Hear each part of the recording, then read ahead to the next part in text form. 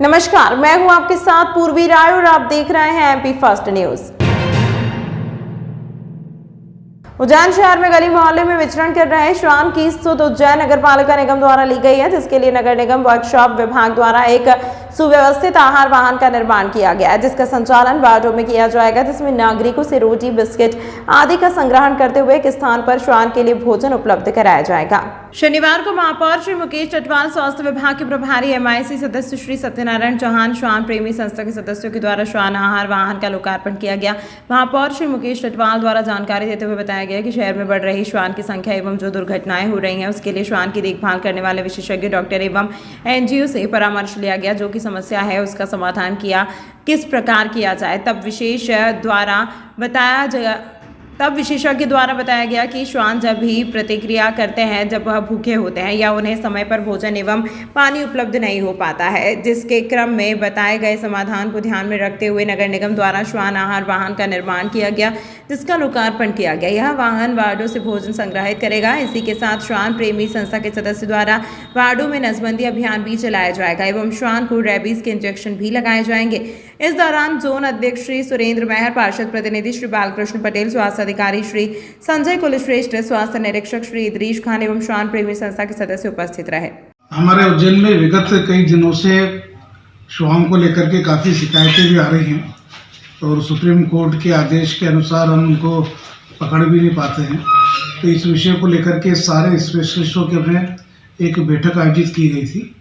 तो उस बैठक में ये निष्कर्ष निकला, जो हमारे श्वान है जो उनका लोगों को काटने का कारण, लोगों के पीछे भागने का कारण, तो उनमें बहुत सारी बातें निकल करके सामने आई है।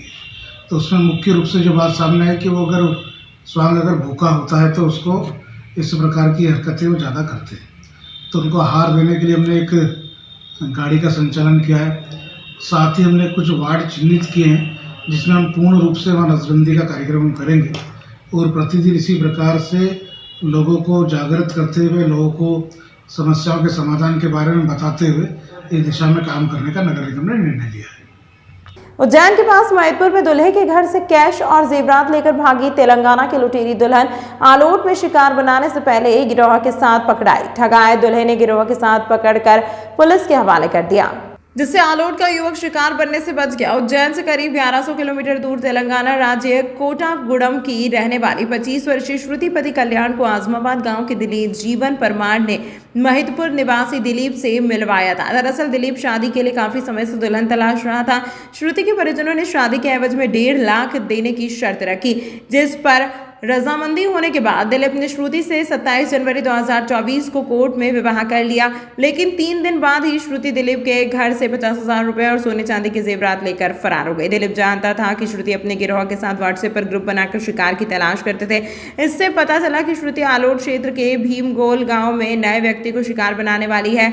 वहां उसने दुल्हन श्रुति दलाल जीवन कोटागुडम के सेवा चौधरी, महिदपुर के बद्रीलाल को पकड़ा और पुलिस के हवाले कर दिया। पुलिस ने बताया कि प्रकरण में तेलंगाना का उत्तम सिंह, शाहजहांपुर के दरबार झाड़ा की पूजा फरार है। मामले की जांच कर रहे एसआई यादवेंद्र सिंह परिहार ने बताया कि गिरफ्तार आरोपियों को 11 मार्च तक के लिए रिमांड पर लिया गया है। अब प्रकरण में फरार को तलाशने के लिए पुलिस तेलंगाना जाएगी।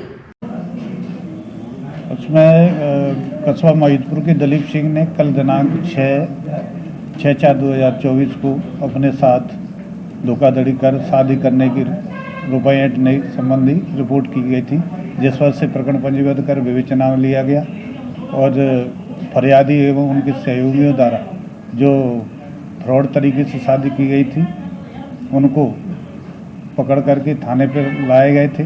उनमें करीबन 7 लोगों के खिलाफ प्रकरण पंजीबद्ध कर विवेचना में लिया गया है और आज 4 आरोपियों को गिरफ्तार किया गया है, जिसमें जो दुल्हन के रूप में जो उसने अपना रोल अदा किया था वो भी उसमें गिरफ्तार किए है। उसका भाई है वो भी गिरफ्तार किया है। 2 लोकल के व्यक्ति हैं जीवन और बद्री, उनको भी गिरफ्तार कर लिया है। शेष अभी 3 लोग अभी फरार और आज जेआर पर उनको पीआर पर पेश किया जा रहा है और इससे समाज में अलग अलग तरीके से इनको अवैध रूप से पैसों की वसूली करके और 2-3 दिन बाद भागने जैसी उसने अपने मेमो में बताया है। कई बार शादी करके वैसे ही पैसे ऐंठ करके भाग जाना कबूल किया है, जो आज उनको कोर्ट में पेश किया जा रहा है PR लेकर के, और आगे की पूछताछ घर में 50,000 रुपये और मंगलसूत्र उसने अपने अन्य साथियों को दिया है, उसके बारे में जानकारी प्राप्त की जाएगी और वरिष्ठ अधिकारियों के आदेशानुसार विवेचना की जा रही है। पूर्व में भी सर इस तरह का मामले प्रकाश में आ चुके हैं जिसमें पुलिस ने उनको आरोपियों को गिरफ्तार किया है। तो एक पूरी गैंग ये काम कर रही है, तो क्या इनके द्वारा बड़ा कोई गैंग का पर्दाफाश होने की उम्मीद? उनसे अभी PR लिया गया है और अन्य साथियों के बारे में पूछताछ की जा रही है। जैसे तथ्य आएंगे उसके आधार पर आगे कार्रवाई की जाएगी। आज फागुन माह की अमावस्या होने के चलते शिप्रा नदी के रामघाट पर उमड़ रहा आस्था का जनसैलाब। श्रद्धालु स्नान दान करके पितरों के लिए तर्पण आदि कार्य कर रहे। उज्जैन में फागुन माह की कृष्ण पक्ष के अमावस्या पर हजारों की संख्या में श्रद्धालु शिप्रा नदी में आस्था की डुबकी लगाने के लिए पहुंच रहे हैं। उज्जैन में फागुन माह की कृष्ण पक्ष के अमावस्या पर हजारों की संख्या में श्रद्धालु शिप्रा नदी में आस्था की डुबकी लगाने के लिए पहुंच रहे हैं। रामघाट पुलवाला पंडा भैरूलाल जी की मान्यता के अनुसार आज के दिन अपने पितरों के लिए तर्पण पिंडदान और सूर्य का जाप करने से कई गुना फल की प्राप्ति होती है। आज के दिन शिप्रा नदी में स्नान करने के बाद दान पुण्य भी करना चाहिए, जिससे घर में सुख शांति समृद्धि बनी रहती है। यही कारण है कि आज बड़ी संख्या में श्रद्धालु अमावस्या का नहान करने के लिए रामघाट पर पहुंच रहे हैं। पुलिस प्रशासन द्वारा भी नहान के लिए सुरक्षा के साथ साथ घाट पर पुख्ता इंतजाम किए गए। फाल्गुन मास कृष्ण पक्ष की है अमावस्या है। इस दिन क्या है कि जैसे वो होली पर्व का चालू हो जाता है। आज से स्नान करके पितरों के निमित्त देव ऋषि श्राद्ध तर्पण पूजन पिंडदान आदि करने लोग दूर दूर से आते हैं। जैसे इलाहाबाद हरिद्वार प्रयागराज सोरम गंगा में पिंड होता है, ऐसे ही यहाँ पिंड होता है। और काल सर्प होता है, नाग बलि नारायण बलि होता है, पितृ शांति होती है, हवन होता है, होम होता है, नाग बलि नारायण होते हैं। इस कार्य के लिए लोग दूर दूर से आते हैं। अपने पितृ पूर्वज का आस्था से जो भी सामग्री लाते हैं, पिंड विधान करते हैं, पुतला विधान करते हैं, दशा कर्म करते हैं, एकादशा नारायण बलि कर्म करते हैं और पितरों की शांति के लिए शिप्रा तट पर स्नान करके सूर्य को अर्घ्य देते हैं और शिप्रा का पुण्य लेके अपने घर को और अपने परिवार को पावन करते हैं और अपने सब परिवार को मोक्ष की प्राप्ति कराते हैं। जय श्री शिप्रा महाकाल रामघाट। पुलवाला पंडा चंद्रशेखर द्विवेदी भैरूलाल जी। ग्राम अरनिया में रहने वाले 16 वर्षीय माखन ने जहरीला पदार्थ खा लिया, जिस उपचार के दौरान उसकी मौत हो गई। पुलिस परिजनों से कह रही है कि पूछताछ दीपालपुर के ग्राम अरनिया में रहने वाले 16 वर्षीय माखन ने अज्ञात कारणों के चलते जहरीला पदार्थ खा लिया। परिजनों को इस बात की जानकारी लगी तो मैं उसे तत्काल उपचार के लिए अस्पताल लेकर गए। उज्जैन के निजी अस्पताल में उसका उपचार चलने के बाद आज उसकी मौत हो गई। मामले में माधवनगर थाना पुलिस ने शव का पोस्टमार्टम करवाकर जांच रिपोर्ट दीपालपुर के संबंधित थाने को सौंपी है। पुलिस के अनुसार परिजनों से पूछताछ के बाद ही मौत के असली कारणों का पता चल सकेगा। थाना माधवनगर पर पंजीबद्ध मर्ग क्रमांक 12/24 की जांच हेतु आया था, जिसमें मृतक माखन पिता वासुदेव उम्र 16 वर्ष निवासी अरनिया थाना दीपालपुर दौरान उपचार मृत्यु हो गई थी। अभी तक के जांच में ज्ञात हुआ है कि उसने चूहा मार दवाई का सेवन किया था। आगे जांच प्रारंभ में जैसी कार्रवाई आगे बयानों में ज्ञात होगी वो अग्रिम कार्रवाई संबंधित थाना दीपालपुर द्वारा की जाएगी। इस संबंध में उसके परिजनों ने अभी स्पष्ट बयान वगैरह नहीं बताया शोकाकुल होने से, और संबंधित थाने की पुलिस आगे की इन्वेस्टिगेशन करेगी और बताएगी। ASI लक्ष्मीकांत गौतम, थाना माधवनगर। हर वर्ष की तरह इस वर्ष भी RD Gardi medical college, Ujjain charitable hospital, Avanti super speciality hospital और उज्जैन कैंसर सेंटर के महिला डॉक्टर्स और स्टाफ ने 9 मार्च को इंस्पायर्ड इंक्लूजन थीम पर महिला दिवस धूमधाम से मनाया। हर साल 8 मार्च को अंतर्राष्ट्रीय महिला दिवस मनाया जाता है। इसी कड़ी में RD गार्डी मेडिकल कॉलेज में 9 मार्च को महिला दिवस मनाया गया। इस अवसर पर अतिथियों द्वारा सरस्वती के चित्र पर माल्यार्पण किया और दीप प्रज्वलन कर कार्यक्रम की शुरुआत की। मुख्य अतिथि के रूप में शहर की प्रमुख हस्तियां उपस्थित थी, जिसमें प्रोफेसर डॉक्टर मणिकांत सक्सेना, श्रीमती अनवर जहां शेख, श्रीमती अमृता कुलश्रेष्ठ थी। Association of medical women of India की कन्वेनर एवं गायनोकोलॉजी डिपार्टमेंट की विभागाध्यक्ष डॉक्टर कल्पना महादिक ने महिला दिवस की बधाई देते हुए कहा कि इस वर्ष उन्होंने AMWI के उज्जैन चैप्टर का भी शुभारंभ किया है, जिसमें मालवा संभाग की महिला डॉक्टर्स और लोगों को लाभ मिलेगा। Professor phasor doctor Manikant Saxena, Shrimati Anwar जहां शेख, वे भी एक कैंसर सर्वाइवर हैं। उन्होंने कहा किसी भी बीमारी को छुपाए नहीं, आज मेडिकल साइंस की तरक्की से हर बीमारी का इलाज संभव है। जरूरत है बीमारी को सही समय पर पहचानने और उसका सही उपचार लेने की। अनवर जहां शेख, श्रीमती अमृता कुलश्रेष्ठ ने महिलाओं के स्वास्थ्य और शिक्षा पर जोर दिया। कुलश्रेष्ठ डॉक्टर ममता धनेरे, शिशु रोगी विभाग अध्यक्ष, ने महिलाओं के सशक्तिकरण एवं उनमें आत्मविश्वास जगाने की बात कही। डॉक्टर ममता धनेरे, डॉक्टर आरती जुल्का, श्वसन रोग विशेषज्ञ, ने भी महिलाओं में बढ़ रहे टीबी के लक्षणों पर ध्यान देने की बात कही और सही समय पर उपचार लेने पर जोर दिया। कार्यक्रम के अंत में मेडिकल, पैरामेडिकल एवं नर्सिंग के विद्यार्थियों ने सांस्कृतिक कार्यक्रम में हिस्सा लिया। कार्यक्रम का संचालन डॉक्टर स्नेहल महादिक द्वारा किया गया। इस अवसर पर डॉक्टर शिवानी भागवत, श्रीमती साशा जैन, लता सेठी, डॉक्टर रुचि मिश्रा कार्यक्रम के आयोजक थे। Like doctor Manju Purohit, please stand madam. Laboratory हमारे यहाँ चालू कराई और इतने ऑड सिचुएशंस में कि जब लॉकडाउन लगा था कोविड का और आईसीएमआर ने बोला कि आप कर नहीं सकते, हम आपकी लैब का इंस्पेक्शन करेंगे, तो ऑनलाइन इंस्पेक्शन उनको दिलाया। तो सभी लोग उनका दिल से स्वागत करें। उनके मंजू के बाजू में बैठी है जैन, 2 साल से वो अपना कैफे चला रही है और कैफे चलाना कितना मुश्किल है। मैंने बोला कि आप कैसे चलवा पाओगे, क्योंकि फूड इंडस्ट्री ऐसी है, चली तो चली, नहीं तो नहीं चली, आपका सारा सामान वेस्ट गया, यू लूज योर। खूबी से चला रही है। और दूसरी बात, उनका कैफे की हर डिश बहुत पॉपुलर है, सारे स्टूडेंट स्टाफ उनके पास ही मंगाते हैं। और आप एक बात देखिए कि खाना हमें 365 डेज 3 times a day चाहिए। She cannot keep her cafe closed any time any moment. मतलब वो ये नहीं कह सकती है कि भाई अभी 8 दिन मेरा कैफे बंद रहेगा, तो लोगों का पेट का क्या होगा। उनके बाजू में बैठी है हमारी अनीता मैडम। आप अनीता मैडम को मैं इसलिए कॉम्प्लीमेंट्स देती हूँ कि इन्होंने एक बहुत बड़ा रिसर्च प्रोजेक्ट किया है योगा का, योगा एंड हेल्थ। तो उसमें बहुत मेहनत थी कि विदाउट योगा करने के पहले ब्लड प्रेशर कितना था, बीमारियां क्या थी, फिर योगा कराने के बाद में क्या हुआ, और वो पूरा इंटरनेशनली पब्लिश हुआ है। उसके लिए मैं उनका बहुत बहुत दिल से स्वागत और अभिनंदन करती हूँ। उनके बाजू में बैठी है लता सेठी। हाँ, इतने कम उम्र में वो आज नर्सिंग कॉलेज की प्रिंसिपल बनी हुई है। तो ये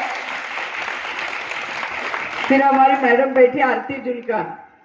आरती जुल्का मैडम को तो मैं क्या कहूँ, वो एक ऐसी कंसल्टेंट है जो हमारे हॉस्पिटल में सुबह 9 बजे से शाम को 5 बजे तक आपको अवेलेबल मिलेगी। बाकी लोग कोई यहाँ गया वहाँ गया, but she is always there. और दूसरी बात यह है कि right from the beginning of this institute सन 2000 से वो हमारे साथ में है और निरंतर उनका डिपार्टमेंट बहुत प्रोग्रेस कर रहा। और हर कोई स्टाफ हमारे पास, डॉक्टर, पैरामेडिकल, नर्सेस, स्टूडेंट, सब मिला के कम से कम 1500-2000 लोग हो गए। और हर किसी को खांसी होती तो उसको आरती जुल्का का ही ट्रीटमेंट चाहिए। And very happily she will welcome this patients, she will never say no. फिर आरती के बाजू में और हमारी श्रेया बैठी हुई है। श्रेया हमारी स्टूडेंट है, पर आज वो एसोसिएट प्रोफेसर बन गई और वो बहुत बहुत अच्छी से जो है मैडम धनेरा का भार संभालती है। ये संसार अधूरा है और इसीलिए शिव के साथ हमेशा शक्ति का समाहित होना बहुत जरूरी है। तो इस संसार के लिए नारी की कितनी उपादेयता है ये हम सभी जानते हैं और उसी को सेलिब्रेट करने के लिए आज हम यहाँ पर उपस्थित हुए हैं। तो आप सभी को इस दिवस की हार्दिक हार्दिक शुभकामनाएं। कैंसर से ही नहीं मतलब है, कोई भी बीमारी हो उसको हमें जीवटता से लड़ना है और उससे उभरना भी है। लेकिन उसके लिए हमें हमारे परिवार का, हमारे मित्रों का, सबका सहयोग बहुत जरूरी होता है। ये जैसा कि कहा गया है, खुदी को कर बुलंद इतना कि हर तदबीर से पहले खुदा बंदे से खुद पूछे, बता तेरी रजा क्या है। अगर हमें जिंदगी जीने की उम्मीद है और हमें इस बीमारी से लड़कर ऊपर आने की उम्मीद है, तो हमारे परिवार के, हमारे मित्र सब हमको सहयोग करेंगे। और जो जितना सहयोग करे उसका उस वक्त थैंक्स दीजिए। ना कि उसमें कमियां निकालिए, क्योंकि हम तो बीमार हैं, हमें अपनी तकलीफ खुद सहना है। हम अपनी तकलीफ किसी को नहीं दे सकते हैं, उस तकलीफ से हम ही को उभरना है। मुझे भी कैंसर हुआ था, 2006 में हुआ था, 6 के बाद अब फिर से हुआ 9 में, लेकिन पूरे परिवार का, पूरे डॉक्टर्स का, सबका इतना सहयोग रहता है। और मैं एक आप लोगों को एक चीज बहुत अच्छे से ये बताना चाहती हूँ कि always faith on the doctors. अगर डॉक्टर्स पे आपको फेथ नहीं है तो आप कभी भी किसी छोटी से छोटी बीमारी का भी इलाज नहीं कर सकते। होता क्या है, हमें अगर का बुखार भी आया तो हम एक डॉक्टर के पास जाएंगे, 3 दिन में अगर बुखार नहीं उतरा हम दूसरे डॉक्टर के पास जाएंगे, दूसरे के बाद तीसरे के पास जाएंगे, और तीसरा अगर हमें 2 दिन की दवाई देगा तो उतर जाएगा तो हम कहेंगे ये डॉक्टर अच्छा है। लेकिन हम ये सोचना भूल जाते हैं कि पहले दिन से जो डॉक्टर हमें दवाई दे रहा है उसका भी असर है हमारी बॉडी पे। इस वजह से हमें तीसरे डॉक्टर की वजह से अच्छे हुए हैं। इसलिए कभी भी किसी के बीमारी के मामले में या किसी भी इस तरह का जो भी केस होता है, हमेशा we should faith on the doctors. मैं तो आपको यही कहूँगी, बीमारी से मुतल्लिक एजुकेशन बहुत ज़रूरी है। शिक्षा जिसके पास है, शिक्षा से बढ़ के कोई चीज़ नहीं है। हमारे बीच मंच पर जो मुख्य अतिथि के रूप में दोनों नारी शक्ति की प्रतीक मौजूद हैं, जिन्होंने बहुत ही कठिन परिस्थितियों से लड़कर बिल्कुल हार नहीं मानी और आज हमारे बीच उसी जिजीविषा के साथ मौजूद हैं, तो ये बहुत बड़ी बात है और ये बहुत ही सीखने वाली बात है सभी लोगों के लिए। क्योंकि मेरा मानना है कि जो महिलाएं हैं, या हम आजकल जैसे चल रहा है कि सशक्तिकरण और महिलाओं को आगे बढ़ना चाहिए, तो उसमें सबसे बड़ा रोड़ा जो है वो हमारे मन का ही है। तो मन के बंधन में नहीं आना है, मन के इस बंधन को तोड़कर हमें आगे बढ़ना चाहिए, ऐसा मुझे लगता है। और एक दूसरे को भी हमें मोटिवेट करना चाहिए, जैसे इस बार की थीम भी है, और एक दूसरे का हम साथ दें, एक दूसरे को मोटिवेट करें और इंक्लूड करें सभी चीज़ों में। तो महिलाएं ही महिलाओं को आगे बढ़ा सकती हैं, और जैसा कि पुरानी कहावत ही है कि महिला ही महिला की दुश्मन भी होती है, तो उसे हमें गलत साबित करना है। एक दूसरे का साथ दें, एक दूसरे को आगे बढ़ाएं और मन के बंधन को तोड़कर आगे बढ़ें, अपनी विल पावर को स्ट्रॉन्ग करें। और आगे बढ़ने की उसमें एक जो यहाँ के स्टूडेंट्स में देख रही हूँ, तो एक कदम तो वो लोग ले ही चुके हैं कि वो एक ऐसी संस्था का पार्ट है। RD Gardi college and hospital जो है, ये उज्जैन में ही नहीं, मध्य प्रदेश का भी एक पायनियर संस्था है बहुत सारी फील्ड में, और मध्य प्रदेश नहीं देश में भी बहुत एडवांस टेक्नोलॉजी यहाँ पर मौजूद है, पायनियर रहे हैं, बहुत सारे शुरुआत यहाँ से हुई है। तो ये फर्स्ट स्टेप, तो यही एक बहुत बड़ी बात है कि आप सभी यहाँ का एक पार्ट हैं। और आगे के लिए भी मैं यही कहना चाहूँगी कि हार न माने, अपने जो सपने हैं उसको पूरा करें, और अपनी विल पावर ही जो है, जैसा कि दोनों हमारी जो मुख्य अतिथि हैं उन्होंने भी विल पावर के बूते इतनी बड़ी जंग लड़ी, इसी तरह से आप भी लड़ सकते हैं। अगर मैं एक शुरुआत का एग्जाम्पल भी दूं तो सावित्रीबाई फूले एक नाम है जो भले ही बहुत लोग नहीं जानते हो, लेकिन उनका एक पहला कदम बहुत बड़ा कदम है महिलाओं को आगे बढ़ाने में। वो भारत की पहली शिक्षिका रही हैं, ऐसे समय में जब पढ़ना ही बहुत मुश्किल था, और महिलाओं को पढ़ाने का कदम उन्होंने उठाया और पहला महिलाओं के लिए स्कूल खोला। इस तरह से उन्होंने पूरे जीवन में महिलाओं को आगे बढ़ाने के लिए कार्य किए। तो उनका ये पहला कदम था कि महिला सशक्तिकरण की ओर, महिला की शिक्षा की ओर, जिससे फिर आगे आगे उसके रास्ते और खुलते गए। इसी तरह से आनंदीबेन रही हैं जो यहाँ की भारत की पहली डॉक्टर रही हैं।